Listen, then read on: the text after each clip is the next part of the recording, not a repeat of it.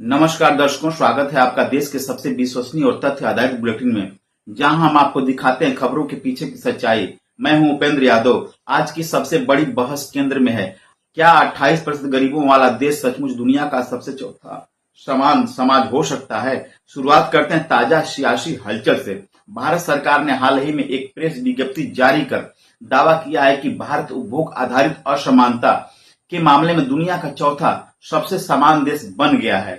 सरकार के मुताबिक 2011-12 में देश का गिनी गुणांक यानी असमानता मापने का पैमाना 28.8 था, जो अब 2022-23 में गिरकर 25.5 हो गया। इस उपलब्धि को विश्व बैंक की एक रिपोर्ट के हवाले से बताया गया और दावा किया गया कि भारत अब स्लोवाकिया, स्लोवेनिया और बेलारूस के बाद चौथे स्थान पर। लेकिन दोस्तों, इस दावे पर कांग्रेस पार्टी ने सवालों की बौछार कर दी है। कांग्रेस का आरोप यह केवल डेटा की बाजीगरी है। रविवार 6 जुलाई को कांग्रेस ने एक बड़ा बयान जारी करते हुए कहा, 28.1% आबादी जो गरीबी रेखा से नीचे जीवन गुजार रही है, उस देश को समानता का प्रतीक नहीं कहा जा सकता। यह दावा जमीनी सच्चाई से बहुत दूर है। कांग्रेस ने मोदी सरकार पर बौद्धिक बेईमानी और आंकड़ों की हेराफेरी का सीधा आरोप लगाया है।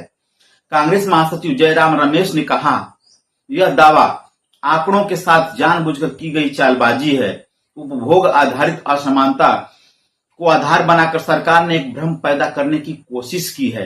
अब बात करते हैं उस आंकड़े की जो कांग्रेस के हमले का आधार बना। गरीबी दर 28.1%। विश्व बैंक की रिपोर्ट के मुताबिक यदि हम $3.65 प्रतिदिन की न्यूनतम आय माने, जो कि निम्न मध्यम आय वर्ग वाले देशों में गरीबी की पहचान का मानक है, तो भारत की 28.1% आबादी गरीबी में जी रही है, यानी हर 3 में से एक भारतीय आज भी गरीब है।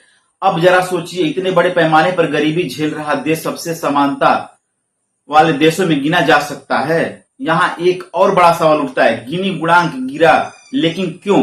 कांग्रेस कहती है कि यह गिरावट सिर्फ उपभोग असमानता में है, यानी लोग कितना खर्च करते हैं, न कि उनकी वास्तविक आमदनी में।